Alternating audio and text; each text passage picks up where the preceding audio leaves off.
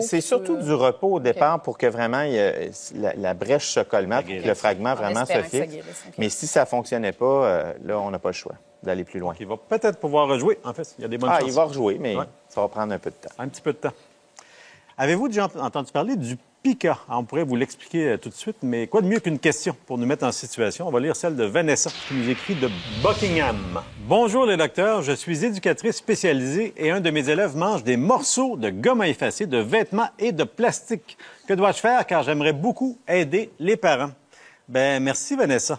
Bien, effectivement, c'est un pica, mais il y a des causes physiques à ça d'abord, Gaëlle. Oui, il peut avoir des causes physiques. En fait, il faut éliminer une anémie fériprive, donc une anémie par manque de fer, qui peut expliquer ce genre de comportement alimentaire-là. Ouais. Mais il y a d'autres causes. Il y a des causes psychologiques aussi. Oui, c'est ça qu'on va regarder. Pour en parler, on a invité le psychologue en milieu scolaire, Rémi Côté. Bonjour, Rémi. Bonjour.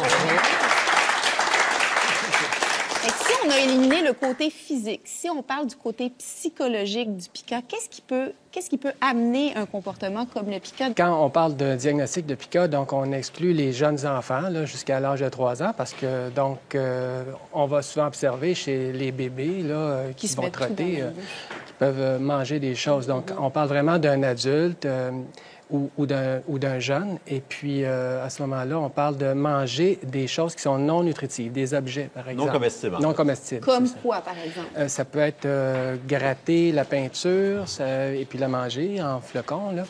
Et puis aussi, ça peut être ramasser des mégots de cigarettes. Ça peut aller aussi des clous, des épingles. Des clous.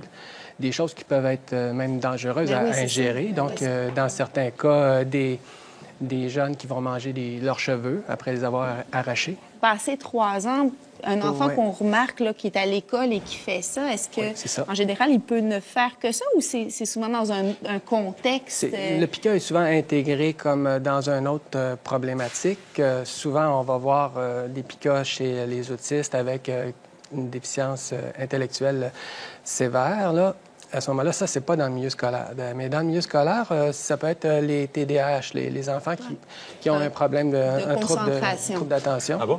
Et puis, eux, on peut observer, dans certains cas, des élèves qui mangent des crayons. Ils vont pas juste les égorger, ils vont vraiment avaler. Jusqu'à un certain point, la mine du crayon qui contient du plomb. Donc, peut être problématique. Donc, problématique. Puis c'est des choses qu'ils vont faire en cachette ou de façon un peu... ils vont rester discrets. Ils vont pas... Donc, c'est difficile à observer. Un professeur doit être très attentif pour savoir s'il fait juste mâcher un crayon ou s'il avale des parties du crayon. Des fois, ça s'approche même de l'obsession. Hein?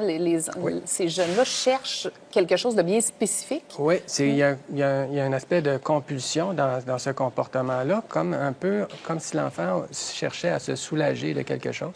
Donc, en apportant des objets. C'est pas parce qu'il a faim qu'il va manger ça, c'est comme une tendance. Il sait qu'il ne peut pas contrôler. C'est comme une obsession, comme on dit. Comme une obsession. Là, puis à ce moment-là, c'est certain qu'il faut être vigilant pour empêcher, par exemple... Empêcher les étouffements. Les étouffements. Est-ce que ces enfants-là, en général, vont garder ce comportement-là à l'âge adulte? Bien, souvent, justement, ça se résorbe avec le temps, tout simplement.